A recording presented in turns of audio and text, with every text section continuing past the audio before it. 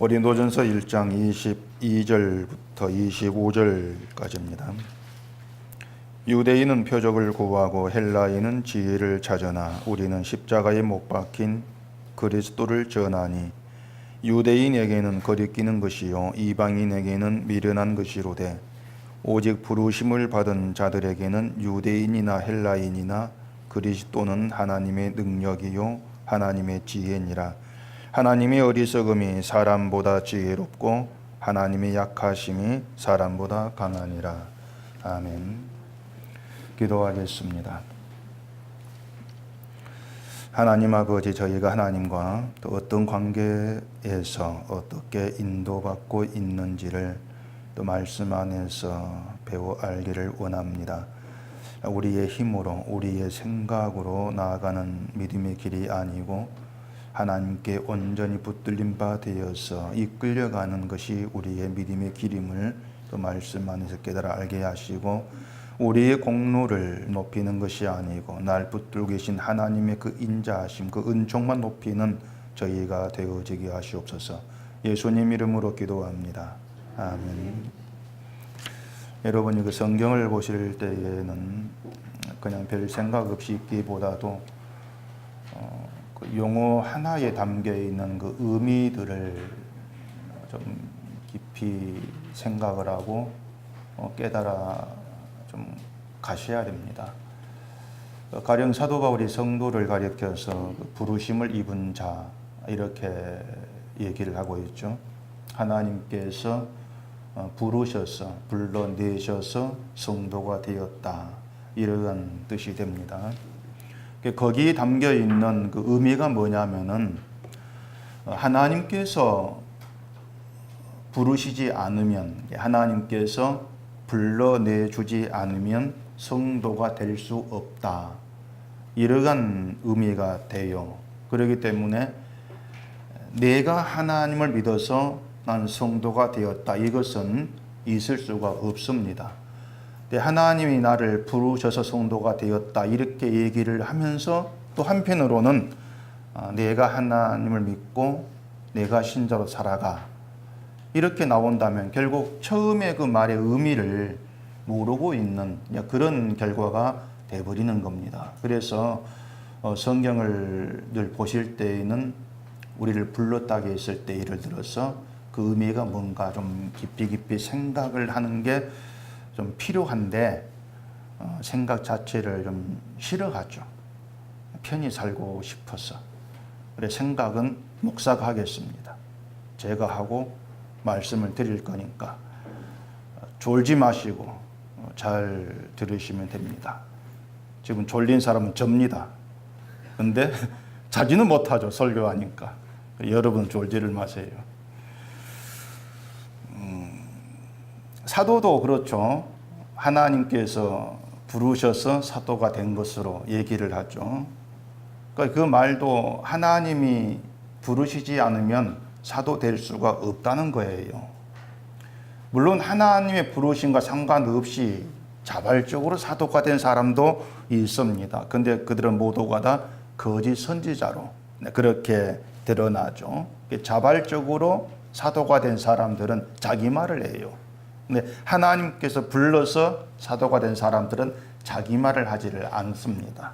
하나님께서 가르쳐 주신 그 말을 하게 돼 있는 거죠. 그렇기 때문에 하나님의 부르심과 상관없이 하나님을 믿는 사람이 존재한다면 그건 성도가 아니고 종교인입니다. 그렇게 늘 좀 구분을 하실 필요가 있어요. 어떻게 그렇게 단정할 수가 있습니까? 그런 생각이 들기도 하겠지만 제가 그렇게 단적으로 말씀을 드릴 수밖에 없는 것은 우리가 예수님을 알고 하나님을 믿는 성도가 되는 것은 분명히 우리의 결단이나 의지와는 무관한 겁니다. 절대 무관해요.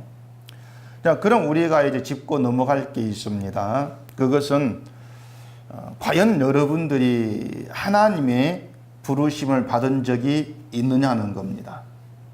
하나님께서 부르셔서 성도가 되었다면은 내가 하나님께 부름을 입었다, 부름 받았어, 이게 있어야 되죠.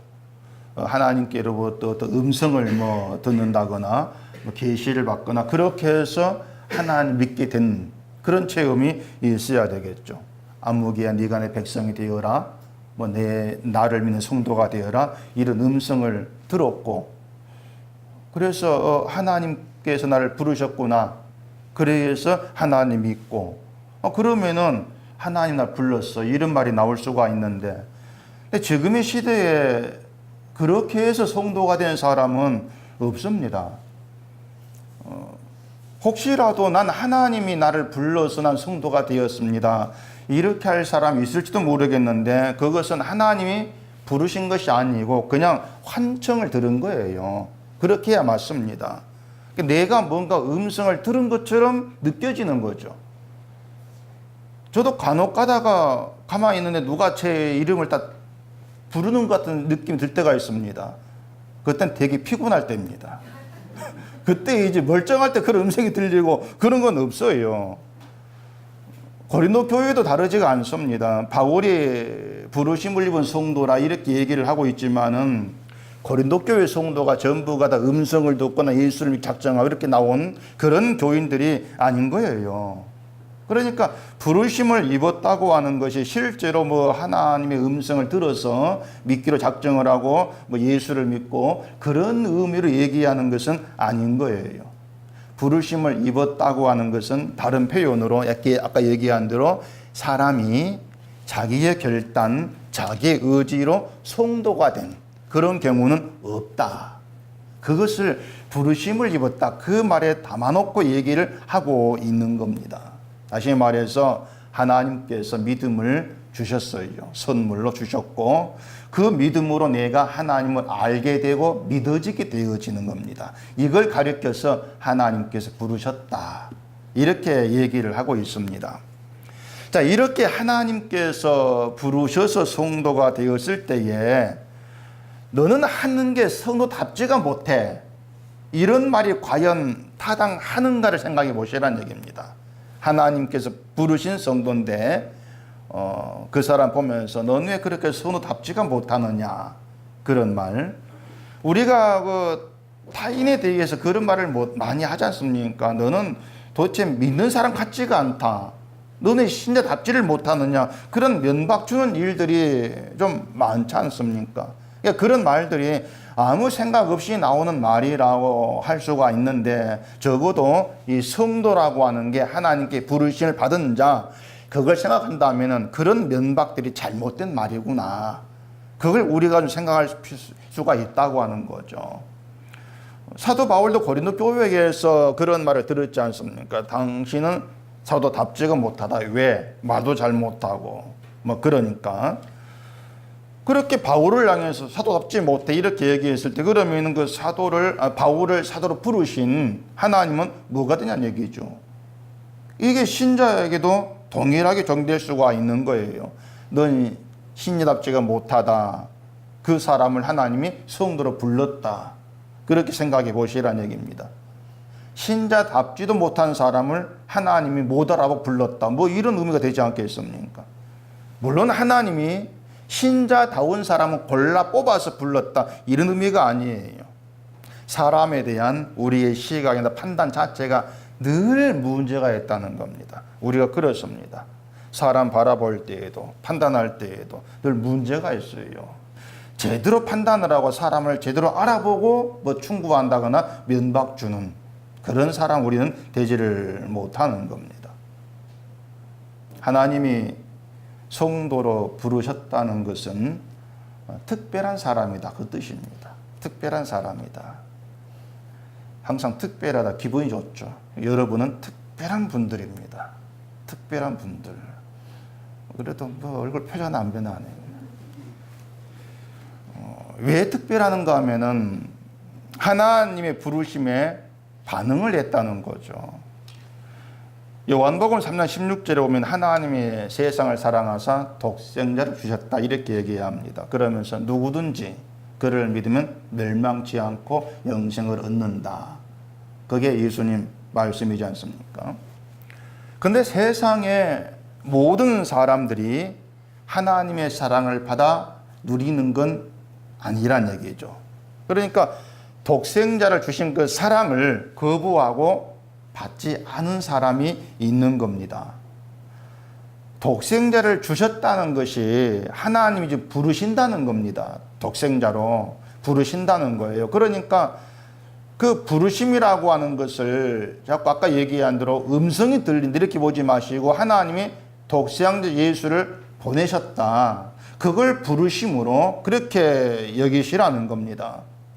독생자를 세상에 보내시고 십자가에 죽게 하신 그 모든 일이 하나님이 자기 백성을 부르시는 하나님 음성이에요. 그 자체가. 그렇다면 모든 세상이 독생자가 오셔가지고 십자가에 죽으신다는 것을 알았단 말이죠. 그걸 알았으면은 그 모든 사람이 하나님 부르심에 대해서 듣고 반응을 했냐고 하는 거예요. 그렇게 하지를 않았습니다. 그 앞에 18절, 오늘 본문 앞에 18절 보십시다. 십자가의 도가 멸망하는 자들에게는 미련한 것이요 구원을 받는 우리에게는 하나님의 능력이라 이렇게 말하죠. 십자가의 도는 세상 모든 사람에게 다 알려졌습니다. 예수님이 하나님이 택한 사람들만 골고다 언덕에 불러 모아가지고 통지를 써 이리 오라 불러가지고 그 사람들에게만 십자가 죽으심을 보이시고 믿게 하신 것이 아니지 않습니까? 하나님이 택한 자만 골고다에 불러가지고 십자가에 보게 하셨다. 그럼 십자가 못 박은 일 누가 합니까? 손은 누가 키워요? 분명히 예수님을 십자가에 못 박은 사람들이 있고 못 박아라고 소리친 사람들이 있고 그걸 보고 무서워 도망친 사람도 있습니다. 그 골고다 언덕에서는요. 그러니까 십자가를 두고 인간의 반응이 다양하게 드러나고 있는 겁니다. 공통된 것은 누구와나 그 독생자가 십자가에 죽는 일을 통해서 그 외치는 하나님 부르심에 자발적으로 응답한 사람이 없다는 겁니다. 그러니까 독생자를 통해 드러난 게 뭐냐면 아무도 하나님 부르심에 응답지를 안 했다는 거예요. 그 결과가 예수님이 죽었다는 겁니다. 사람에게 붙잡혀서 죽임을 당한 거죠. 결국에 뭔가 하면 하나님의 부르심의 방식이 십자가다. 그것 자체부터가 미련한 거예요. 어리석은 거라 그 말입니다. 효과가 없는 거라 그 말입니다. 하나님 부르신 방식이 십자가. 그런 방식으로 자기 백성을 부른다면 누가 예 그러면서 그 십자가를 따르겠다고 나서겠냔 말이에요. 그렇게는 아무도 안 나오지 않습니까? 제가 그러겠습니까? 여러분이 그러겠습니까? 아무도 거기에 반응 안 합니다. 그렇기 때문에 인간적으로 본다면 누구라도 십자가로 부르신다. 그건 어리석은 거, 미련한 거. 그렇게 드러날 수밖에 없다는 얘기죠. 그게 뭔가 하면은 그 십자가로 말미암아 증거된 것이 인간은 모두가 다 멸망하도록 되어 있다는 겁니다. 독생자를 보내니까 그게 하나의 부르심인데 외침인데 그걸 다 거부하고 십자가에 못 박아 버리더라. 하나님의 사랑을 거부했다는 거죠. 그 독생자를 십자가에 못 박으면서 자신들이 죽이는 그 예수가 구원의 기름을 몰랐죠. 그 예수가 자기의 생명을 몰랐던 겁니다. 그게 세상이지 않습니까? 내가 못 박아 죽인 예수가 나에게 구원이 된다. 그걸 누가 믿어요? 내가 죽였는데 그 예수가 내 생명이야. 그걸 알았으면 안 죽이죠. 그러니까 하나님이 아무리 우리를 부르신다 할지라도 위임을 주신다 할지라도 그 방식이 십자가인 이상 미련하다 생각을 하면서 거부하게 되어 있습니다. 그게 세상의 형편이었다는 얘기죠. 근데 지금 우리가 내가 십자가에 못 박은 그 예수님이 나에게 구원이다, 생명을 믿고 있다는 얘기죠. 우리가 지금 설마 난 예수를 못 박은 적이 없는데 발뺌하는 건 아니겠죠. 근데 사실 내가 예수를 못 박았다고 인정하는 게 좀 더 이상하죠. 우린 예수를 죽인 유대인도 아니고 로마 군인도 아니지 않습니까? 또 유대인과 다르게 예수를 믿고 있지 않습니까? 그런 내가 예수를 십자가에 내가 못 박았다. 순순히 인정하는 건 쉽지가 않은 얘기예요. 그래서 자꾸 우리 속에 난 아니라는 그런 의식이 자꾸 살아있는 얘기죠. 사도행전 2장 보십시다. 사도행전 2장 36절. 그런즉 이스라엘 온 집은 확실히 알지니 너희가 십자가에 못 박은 이 예수를 하나님이 주와 그리스도가 되게 하셨느니라 하니라. 자, 너희가 십자가에 못 박은 이 예수, 너희가 나오죠. 이 너희는 이스라엘의 온 집이에요. 이스라엘 모든 사람들이죠. 자, 그러면 생각해 봅시다. 당시 예수님이 죽으신 골고다 언덕에 이스라엘의 모든 사람이 다 몰려왔겠습니까? 그 골고다 언덕에 모든 백성이 다 와가지고 죽여라 했겠습니까? 한 사람도 안 빠지고. 행위적으로 따져보면은 오히려 유대인들은 예수를 죽이지 않은 사람이 있어요. 거기 현장에 없는 사람은 예수를 안 죽였습니다. 또 달리 말하면 예수님을 직접적으로 죽인 사람 누굽니까? 로마 군인이죠. 유대인은 그냥 뒤에서 선언했을 뿐이에요. 아담과 하와가 선악과 먹었는데 하나님이 왜 먹었냐? 죽음을 하니까 아담이 하와가 줘가지고 먹었습니다. 하나님 이스라엘에게 왜 내 아들 죽였냐? 이래 물어보면은 우리가 죽인 게 아주 나쁜 로마 군인이 죽였습니다. 이렇게도 얘기할 수 있지 않겠습니까? 자, 우리는 어쨌든 예수님을 하나님의 아들로 인정을 합니다. 우리가 믿고 있어요. 그런 예수를 내가 죽였다고 인정하려니까 뭐가 싫은 거죠. 그것도 그때가 아니고 2000년 지난 지금의 시대에 내가 죽였다. 인정하기 싫은 거예요. 예수를 죽였다 인정하면 진짜 나쁜 놈 되는 것 느낌 들지 않습니까? 또 말씀드린 것처럼 내가 죽였다는 실감도 안 드는 거예요. 그래서 제가 이제 검사가 돼가지고 그 증거를 제시하겠습니다. 여러분이 예수를 죽였다는 걸. 하나님이 이스라엘 온 집을 가리켜서 예수를 죽인 너희라 이렇게 이제 말씀을 했습니다. 그렇게 말한 이유가 있어요. 그때 현장에 없는 이스라엘도 예수를 죽인 것이 되는 그 이유가 있습니다. 유대인들이 하나님을 신앙을 합니다. 그런 유대교적 신앙의 중심이 뭡니까? 유대 신앙의 중심. 유대 신앙의 구원의 조건이 뭡니까? 자기 의예요. 자기 의로 구원을 받는 게 유대 신앙입니다. 유대인은 율법이 있습니다. 그들은 율법을 실천하는 것을 의로 여겼고 그 의를 행하는 것으로 구원을 받는다. 그게 그들의 믿음이었습니다. 때문에 유대 신앙은 자기 의로 구원받는 거예요.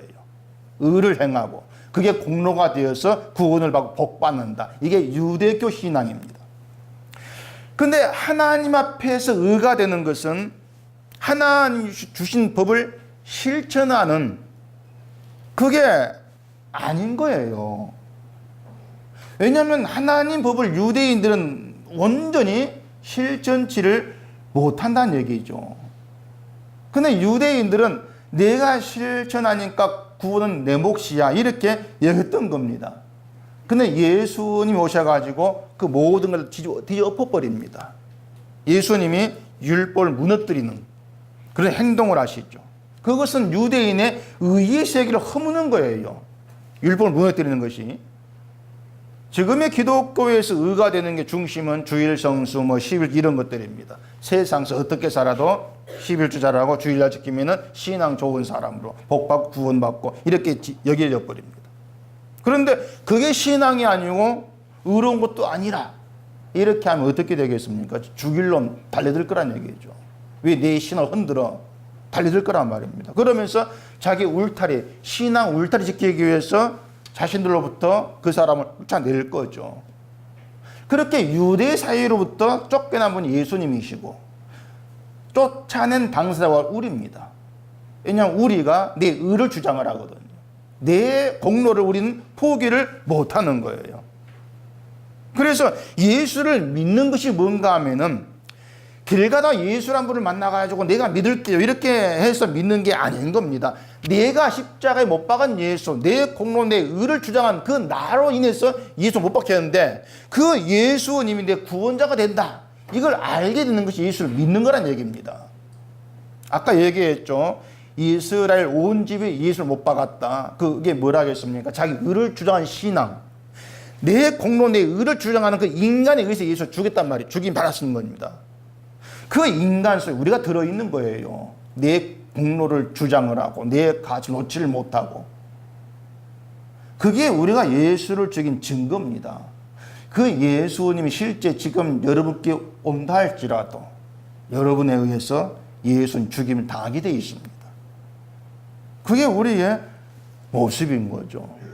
그렇기 때문에 내가 죽인 그 예수님이 나에게 구원이 되고 생명이 되었습니다. 그걸 알게 된 그것이 하나님 부르심에 응답되어진 거예요. 내가 응답한 것이 아니고 하나님 응답하게 만드신 것이죠. 다시 말해서 하나님이 독생자 예수를 보내서 나를 부르시고 그 부르심에 응답하도록 믿음을 주신 것이 하나님이시란 말입니다. 그래 믿음을 선물 이렇게 말합니다. 때문에 믿음은 나의 전부를 부인하게 만들어요. 난 아닙니다. 이런 부인으로 나오게 만드는 겁니다. 아까 그 성경 구절 사도행전 2장 38절 보시면 이렇게 얘기하거든요.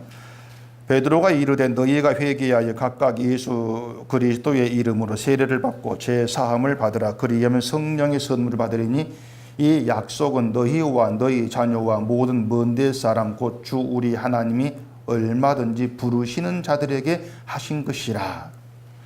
너희가 회개하여 예수의 이름으로 세례받고 제사함 받으라. 그리하면 성령을 선물로 받는다. 이렇게 하니까 이걸 성령 받는 방법으로 바꿔버립니다. 성령을 받으려면 회개하고 세례를 받아야 된다. 그렇게 바꿔버리죠. 예수님은 성령을 받을 수 있는 방법을 가르치신 것이 아니고 하나님께서 부르신 신자에게 돌아갈 축복을 말씀하신 거예요. 부르신 자에게 돌아갈 축복. 그게 뭐냐면 회개, 세례, 제사함, 성령 받음 이렇게 말씀하시는 것이란 말입니다. 그리고 39절에서 이 약속은 하나님이 부르신 자들에게 하신 것이다. 그러니까 회개하게 되어지고 제사함 받고 성령 받고 이러한 모든 것은 하나님께서 부르신 성도들에게 주어진 축복이다. 그걸 말씀을 하고 있는 것이란 말입니다. 그리고 예수님 죽으시고 부활하셔서 하늘로 가심으로 하나님 부르신 자들에게 이 모든 축복이 이루어진 것이죠. 때문에 회개하고 제사함 받고 성령 선물로 받고 이런 모든 것들이 우리 소관이 아닌 거예요. 우리의 의와 공로로 받게 되어지는 것이 아니라는 얘기입니다. 자, 지금까지 제가 말씀드린 것 중에 어느 하나도 우리가 의를 좀 행하고 잘한 것이 있어가지고 그에 대한 대가상으로 주어지는 것은 아무것도 없습니다. 하나도 없습니다. 우리가 잘해서 받은 것이 아니라면은 그 모든 건 하나님의 은총입니다. 하나님의 능력입니다. 이 결론으로 내려질 수밖에 없는 거예요. 그러니까 하나님의 능력 그렇게 일을 해야 돼요. 능력은 그렇게 이해할 수 있는 사람 능력을 그 사람은 하나님께서 부르신 신자밖에 없다는 겁니다. 그들만 하나님 능력을 이해할 수가 있는 것이죠. 본문 24절 보십시다. 오직 부르심을 받은 자들에게는 유대인이나 헬라인이나 그리스도는 하나님의 능력이요 하나님의 지혜니라. 그리스도가 하나님의 능력이요 하나님의 지혜라 얘기합니다. 아무에게나 그리스도가 하나님의 능력이 되고 지혜가 되는 것이 아니에요. 그리스도가 하나님의 능력이고 지혜입니다. 이걸 안다는 것은 하나님이 불러낸 성도다. 하나님이 알게 하셨다. 바로 그것 때문에 알게 되어진 거예요. 때문에 신자는 그러한 하나님의 일하심 가운데에서 나로 인해 되어지는 건 없는 것이고 나를 도우신 하나님으로 말미암아 모든 게 되어지는 그 고백 속에 살아갈 수밖에 없는 것이고 바로 이것이 하나님을 사랑하는 것이라는 얘기입니다. 이 모든 일에 해당된 사람이 오직 부르심을 받은 자다. 그걸 바울이 얘기를 하고 있는 거죠. 다시 말하면 부르심을 입은 자들만이 하나님의 사랑이 있는 것이고 그들만이 하나님을 사랑하게 되어 있습니다. 아무나 하나님을 사랑하는 게 아니에요. 그래서 나온 복음성가 뭔지 압니까? 아무나 사랑을 못한다. 그래서 나온 유명한 노래 사랑은 아무나 하나. 그거 진짜 복음성가입니다. 사랑은 아무나 하나. 또 뒤에 뭐가 있습니까? 뭐가 있어요? 어느 누가 쉽다고 했나?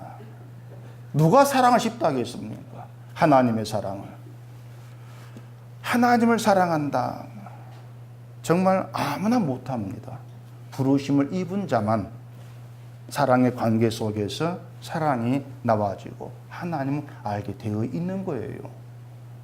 쉬운 게 아니죠. 한번 불러보고 싶은데 안 되게. 22절 보십시다. 유대인은 표적을 구하고 헬라인은 지혜를 찾으나. 자, 유대인이 표적을 구한다고 하는데 그 표적을 구하는 이유가 뭘까요? 표적, 기적이거든요. 이 기적을 구하는 이유가 뭐냐는 거예요. 아마 여러분도 뭐 내색은 뭐 안 하시겠지만은 뭐 기적을 좀 체험해 왔으면 그런 바람들이 아마 다 있을 겁니다. 그러면 여러분은 뭘 기적이라고 생각합니까? 뭐가 기적이겠어요? 그보다 여러분 자신에게 어떤 기적이 있으면 좋겠습니까? 공통된 게 이겁니다. 사람들의 그 생각하는 기적은 나에게 지금 부족하고 약점이 되는 게 채워지는 겁니다. 그걸 기적으로 이렇게들 사람들은 생각을 하죠. 자, 예수님이 소경의 눈을 뜨게 했습니다. 우리는 그걸 기적이라고 합니다. 근데 여러분께 그 기적이 필요합니까? 지금 여러분에게 전혀 필요치 않지 않습니까? 구경하는 거, 야, 신기하다고 그건 있을 거예요. 근데 나에게 필요한 건 아니라는 얘기입니다. 눈을 뜬 사람에게 눈을 뜨게 하는 그 기적이 무슨 필요가 있어요? 안진병이 일어나 걷게 하는 기적 놀라운 겁니다. 그렇게 말하지만 멀쩡히 걷고 있는 우리는 그런 이제 필요를 하지를 않습니다. 전혀 필요하지 않아요. 가령 100억 복권에 당첨되는 그런 게 우리가 정말 원한 기적인데, 근데 그런 기적도 뭐 재산이 1100조라고 하는 만수르에게는 그 껌값이지 않습니까? 그런 기적이 아닌 거예요. 유대인이 표적을 구한 이유는 이겁니다. 그 표적으로 하나님이 살아 계신다는 걸 확인하고 싶어 하는 겁니다. 이 기적을 체험하면은 그것으로, 아, 하나님이 살아 계시구나. 하나님이 날 사랑하시고 나에게 함께 하시구나. 이걸 확인할 수 있다 생각하는 거예요. 그래 표적을 구하는 거예요. 그건 우리도 다르지가 않단 말입니다. 지금이야 뭐 표적이 없다고 생각을 하고 포기하고 우리가 그냥 설교를 듣고 있는 것이지만 이왕이면은 표적을 체험은 좋겠다는 이런 생각을 다 하고 있다는 얘기죠. 표적을 체험하면은 그래도 뭔가 하나님을 더 확실하게 믿을 것 같은 그런 느낌이 있는 거죠. 그래서 교회를 보면은 많은 사람 뭔가라도 체험을 했으면 하는 그런 생각들이 있는데 그게 잘못된 생각이라는 겁니다. 왜냐하면 믿음은 표적이나 체험으로 되는 것이 아닌 거예요. 요한복음 12장 37절. 이렇게 많은 표적을 그들 앞에서 행하셨으나 그를 믿지 아니하니 이는 선지자 이사야의 말씀을 이루려 하심이라. 이르되 주여 우리에게서 들은 바를 누가 믿었으며 주의 팔이 누구에게 나타났나이까였더라. 그들이 능히 믿지 못한 것은 이 때문이니 곧 이사야가 다시 일렀으되 그들의 눈을 멀게 하시고 그들의 마음을 완고하게 하셨으니 이는 그들로 하여금 눈으로 보고 마음으로 깨닫고 돌이켜 내게 고침을 받지 못하게 하려 함이라 하였음이더라. 자, 예수님이 많은 표적을 행했습니다. 그걸 다들 받지 않습니까? 근데 결과는 그 예수를 믿지 않고 십자가에 못 박아 죽여버린 거예요. 예수님께서 보인 표적이 뭔가 시원찮아 그런 것은 아닌 겁니다. 그걸 성경은 하나님이 그들의 눈을 멀게 하시고 마음을 완고하게 하셨기 때문이다. 그렇게 얘기합니다. 그렇기 때문에 이스라엘이 놀라운 체험을 많이 했지만은 그걸로 하나님 믿은 것이 아니었어요. 결론은 믿음은 표적으로도 안 된다는 얘기입니다. 체험 가지고도 안 되는 게 믿음이에요. 표적으로 가능한 게 믿음이라면 구약 이스라엘은 예수님이 오시기 전에 제사만 가지고도 하나님을 알아야 되고 죄를 깨달아야 되죠. 예수 오지 아니해도 표적을 체험을 했으니까 날마다 제사를 드리고 있으니까. 근데 그 모든 일이 실패한 게 이스라엘이에요. 표적이 있었어도. 날마다 하늘로부터 내리는 만나를 먹으면서도 하나님의 은혜에 머물지를 못하고 원망합니다. 불평을 합니다. 유대인이 표적을 구하는 것은 그 표적으로 예수님을 알고 싶다 그게 아니란 말이죠. 그들의 관심은 하나님의 능력을 확인할 수 있는 증거예요. 그게 관심거리죠. 그걸 표적이라 생각합니다. 표적이 있으면은 능력을 내고 우리가 확인할 수 있을 것이다. 그런 생각이죠. 표적은 하나님의 능력이고 따라서 표적을 체험하는 것은 하나님의 능력을 체험하는 것이다. 그런 생각이죠. 그렇게 하나님의 능력을 확인하게 되면은 결국은 기적을 행한 능력, 그게 신앙으로 돼버리지 않겠습니까? 그런 신앙을 사람들이 원하고 있는 거예요. 내게 쓸모있는 일을 베풀어주는 그 기적, 그런 기적을 체험하는 믿음, 근데 그걸 원하죠. 그게 뭐냐면 그 신앙이 내게 쓸모있는 신앙이 되기를 원한단 말입니다. 쓸모있는 신앙은 한마디로 내 생명에 도움되는 신앙, 그런 생각들이죠. 그런 점에서 우리가 원하는 신앙과 예수님께서 말씀한 신앙은 다릅니다. 절대적으로 달라요. 자, 그러면은 하나님이 부르신 신자들에게서는 어떤 신앙이 나타나겠냐고 하는 거죠. 당연히 사람이 원하는 신앙, 그런 모습이 아니고 예수님께서 원하는 신앙, 그게 나타나게 되어 있습니다. 그게 바로 병 고침받고 부자 되고 이런 걸 하나님의 능력이라고 하지 않고 예수 그리스도가 나의 능력입니다. 하나님 능력입니다. 그렇게 고백되어지는 그 신앙으로 나타나게 되어 있어요. 그게 진짜 신앙이죠. 그런 신앙은 표적을 구할 이유가 없는 거죠. 왜? 예수 그리스도가 표적이 되니까. 또 헬라인은 지혜를 찾는다고 하죠. 지혜는 철학을 얘기합니다. 헬라인이 찾는 지혜. 인간의 지혜, 인간 지식으로 신을 찾아가려고 노력하는 것이 그 당시의 철학이죠. 그런데 기독교 신앙은 표적도 아니고 철학도 아니다. 왜냐하면 표적으로도 철학으로도 인간의 죄를 모른다. 그게 결정적인 한계입니다. 인간이 죄를 모른다면 자기 의를 토대로 신을 찾아갈 수밖에 없어요. 죄를 모른다면. 때문에 그게 신앙이 안 되는 거예요. 죄를 모르면 나는 하나님을 찾아갈 수도 없고 하나님께 나아갈 수도 없다. 이걸 모르겠단 말입니다. 그걸 모르면 왜 예수님이 나의 생명이냐? 그것도 모를 수밖에 없는 거예요. 결국 십자가로부터 많이 멀어지죠. 관심이 멀어지고 내 신앙, 내 의를 토대로 하나님께 나아갈 어떤 조건을 늘 찾고 거기에만 마음을 두게 돼버리는 거죠. 그게 유대인 표적이고 헬라인은 철학이다. 이렇게 말씀을 말하고 있는 겁니다. 자, 지금까지 말씀을 드린 걸 정리해 생각합시다. 성도는 하나님의 부르심을 받은 자입니다. 하나님께서 부르셔서 성도가 되었습니다. 하나님이 불러서 성도가 되었다는 것은 우리가 하나님 믿기에 필요한 토대, 다시 말해서 유대가 찾는 표적, 헬라인이 찾는 철학, 이런 게 요구되는 것이 아니라는 겁니다. 그래서 신앙은 설사 놀라운 기적을 내가 체험했다 해도 그 기적을 신뢰하지 않는 게 신앙입니다. 하나님의 능력은 기적이 아니고 그리스도다. 이걸 알게 되어지는 것, 그게 신앙입니다. 그걸 바울이 얘기하고 있어요. 그 얘기하고 있는 이유는 앞에 나온 대로 왜 사람을 보냐 그 말이죠. 그것 때문에 지금 이 얘기를 하고 있는 거예요. 표적에 대해 얘기하면은 말하지 않을 수 없는 게 뭡니까?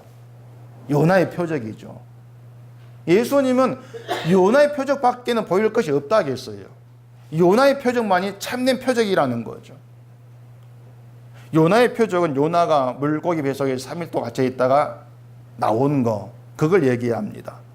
요나의 표적이 십자가에 죽으시고 사흘 만에 부활한 거, 그걸 의미하고 있지 않습니까? 사흘 동안 무덤에 계셨던 거, 그걸 은부에 계신 것을 요나처럼 그렇게 얘기하고 있는 거예요. 이러한 요나의 표적밖에 보여줄 것이 없다는 것은 우리의 믿음은 예수님의 십자가로만 향해 있는 거, 그게 참된 거다, 그 뜻이에요. 믿음이라고 하는 건 우리를 십자가로만 끌어가는 것이지 기적을 믿게 하는 것도 아니고 인간의 철학을 믿게 하는 것도 아니라는 것입니다. 십자가만 믿게 한다, 그게 진짜 믿음이다. 그래서 요나의 표적만 참된 표적이다, 그 얘기를 하는 거예요. 십자가에 죽으신 그리스도가 우리의 생명이 되신다. 그러니까 모든 문제의 결론이 이겁니다. 예수님이 생명이시다. 생명이시기 때문에 우리가 믿을 건 그리스도밖에 없고, 그 그리스도가 십자가에 죽으시고 부활하셔서 그게 나의 생명이 된 것이 하나님의 능력이시다. 그게 우리의 결론이에요. 그래서 우리가 늘 물어야 될 것은 뭐가 생명입니까? 돈입니까? 세상에 내 어떤 지혜입니까? 아무것도 아니고 예수 그리스도입니다. 기적도 생명이 아닙니다. 늘 그런 답이 우리 가운데 있어야 되죠. 병 고침 받은 게 생명이 아닙니다. 뭐 복권 당첨돼도 그게 생명이 아닙니다. 나의 생명은 예수 그리스도입니다. 그것만 속에 품고 있으면 되는 거예요. 근데 그걸 자꾸 놓쳐버리기 때문에 생명이 자꾸 딴 데로 흘러가는 거죠. 뭔가 돈을 벌이에 살 것 같고 말입니다. 그게 십자가에서 멀어지는 거, 벗어나는 거예요. 자꾸 실용적인 신앙으로 흘러가 버리는 현대 기독교의 모습과 다를 바가 없게 된단 말입니다.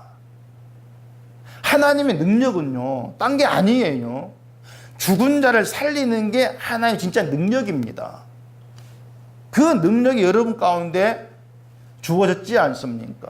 그렇기 때문에 산 자로 우리가 하나님께 나오고 예수를 믿는 거예요. 자, 여러분이 하나님의 능력을 구하면서 뭐 나를 갖다가 뭐 어떤 유명한 사람 만들어 달라, 그런 어떤 여러분의 소원에 하나님 응답하신 거 봤습니까? 안 하지 않습니까? 왜? 그게 생명이 아니니까. 여러분이 몽땅 다 김태희 한다 할지라도 그게 생명이 아닌 거예요.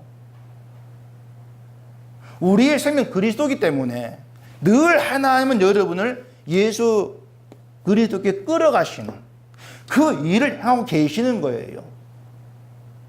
그런 의미에서 우리는 하나님의 능력 가운데 살고 있는 거예요. 내가 이렇게 하는데 일이 안 되는데 능력이 나에게 주어져 있습니까? 그게 바로 십자가를 보지 않기 때문에 그런 불평이 나와질 수밖에 없다는 겁니다. 이 땅에 그 어떤 능력도요, 죽은 자를 살리지를 못합니다. 오직 하나님의 능력만이 죽은 자를 살리죠. 그걸 위해서 예수를 보내셨고, 그래서 그리스도가 하나님의 능력입니다. 이렇게 고백을 하고, 예수 그리스도가 하나님의 능력을 믿는다면 인간의 공로는 무가치하다, 그런 고백으로 나아가질 수밖에 없어요. 결국 하나님 지혜는 예수 그리스도입니다. 주님의 의로 우리를 구원하는 것. 그래서 그리스도를 하나님의 능력, 하나님 지혜, 이렇게 말을 하고 있는 거예요. 세상 어디에도 이런 방식의 구원은 없는 것이고 이러한 신은 존재하지를 않습니다. 다른 종교도 구원을 말하죠. 구원을 말하는데 모든 종교의 구원의 근거는 인간입니다. 네가 잘해야지, 늘 그렇게 나옵니다. 네가 착해야지, 그래야 복받지. 그게 인간 종교, 인간 신이에요. 그게 우상이죠. 근데 하나님은 네가 잘해야 이게 없습니다. 왜? 애당초 잘할 인간 아무도 없으니까. 그래서 예수를 보내신다는 거예요. 예수님 한 분이 잘하심으로써 우리가 그 그리스도 안에서 생명에 거하는 겁니다. 그래, 예수를 믿는다는 것은 내가 잘한 것이 아니고 예수님이 잘해서 내가 이렇게 구원에 이르게 되었습니다. 그걸 믿습니다. 이게 믿음이라니까요. 그렇기 때문에 늘 말씀드린 것처럼 내가 잘해야 될 이유가 없는 거예요. 예수님이 잘하고 계시는데, 잘하셨는데 우리는 그걸 믿으면 되고 그 예수 안에 있으면 되는 건데 왜 자꾸 내가 잘해야지 이런 생각 나가냐 그 말입니다.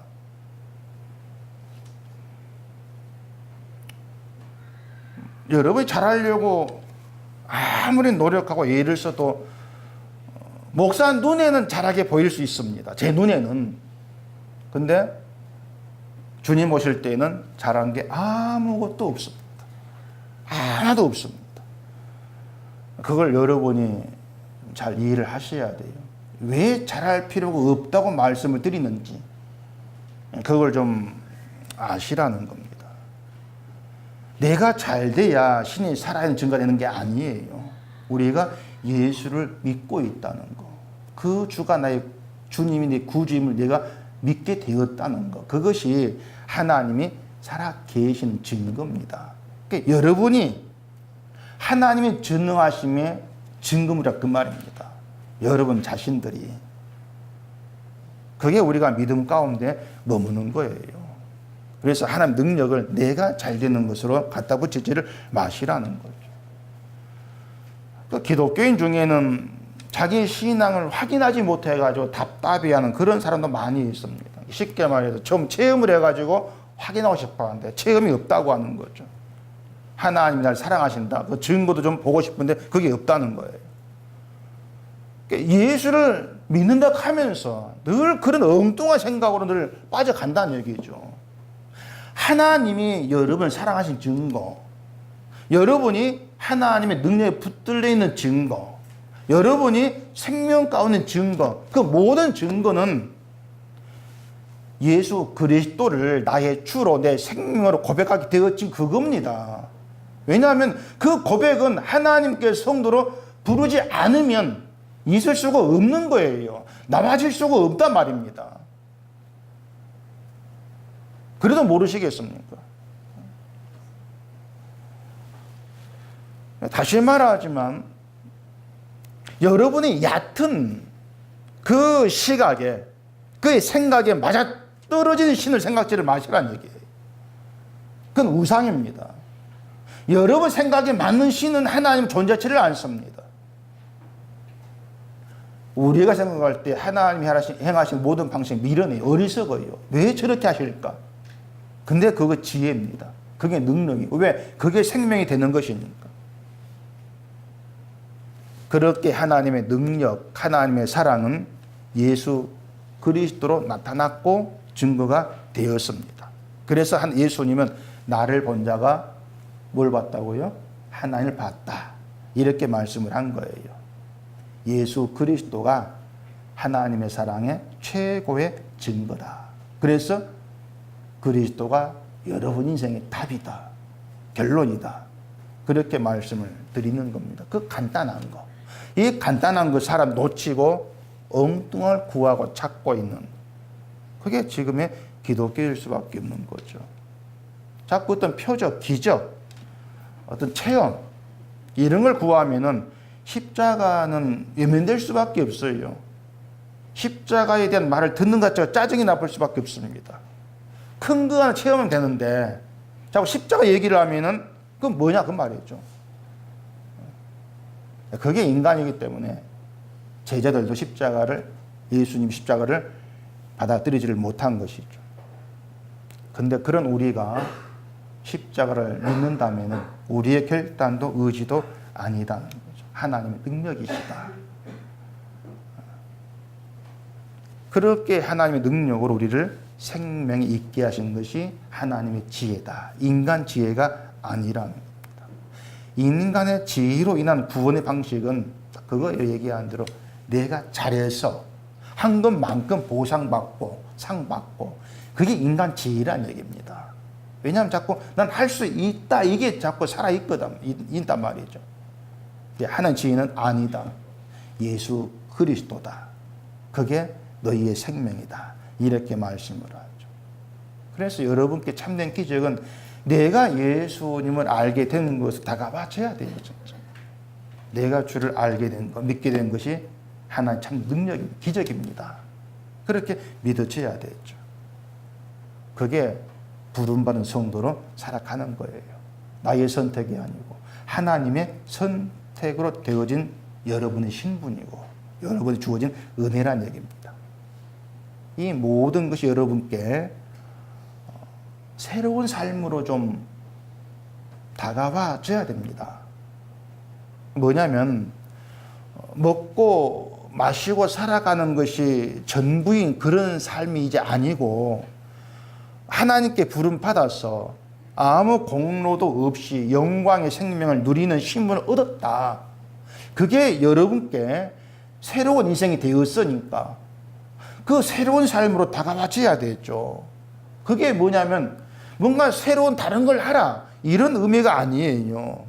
분명한 건 예전에 내가 세상에 묶인 자로 살았고 이 땅의 것을 나의 어떤 그 소망으로 바라봤다면 이제는 부르심을 입은 자로서 새로운 인생을 살아간 그런 신자로서 예수께 묶여가지고 예수께 묶인 그것을 복으로 바라볼 수 있는 그게 새로운 삶이란 얘기입니다. 바뀐 거죠. 세상에 묶일 때는 이 땅의 것이 복이었는데 예수께 묶일 때에는 예수 그리스도가 복이 되는 거예요. 그게 새로운 삶이에요. 그렇게 예수를 바라보는 자로 인생을 하루하루 살아간다면은 그 사람이 행복자인 거죠. 세상이 날 어떻게 보든 아무 상관이 없이 난 예수를 말며 사는 게 좋은데 넌 돈도 없고 뭐 백도 없고 이런 게 무슨 의미가 있냐 그 말입니다. 내게 누가 그럼 한다 할지라도 난 예수 하는 게 좋아 그러면 다 되지 않습니까? 그게 새로운 삶이에요. 신자는 이 땅에 묶인 그것이 부러움이 되는 자리 있지를 않다는 얘기입니다. 예수께 붙들려 있으니까. 결국 예수 그리스도의 복입니다. 그 가운데 살아가는 것이 하나님의 능력 가운데 살아가는 것이다. 그걸 좀 깊이 좀 아셨으면 좋겠어요. 예수를 믿고 사는 게 얼마나 복인지. 하나님 우리를 인도해 가시는 영원한 그 나라의 소망이 걸쳐져 있고 내 마음이 그 안에 있다면 그게 하나님 부르심이 예라고 응답한 성도됨이라고 하는 겁니다. 그렇게 응답하도록 만들어내신 분이 하나님이시죠. 여러분의 관심이 주님께로 향한다면 그건 기적입니다. 하나님의 능력인 것이고 그 기적으로 인해서 기쁨의 찬송이 넘치게 되는 것이 하나님의 능력이 역사되는 현장이에요. 그걸 교회라 이렇게 일컫는 겁니다.